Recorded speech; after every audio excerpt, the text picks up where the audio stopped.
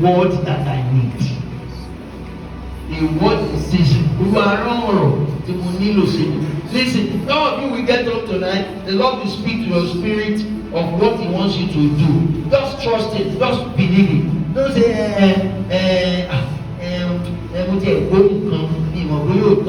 you see, that's where you are failing. No? Whatever He tells you to do it. Am I talking to somebody here? Do it, and do it fast. A young man came to Mike Mugor.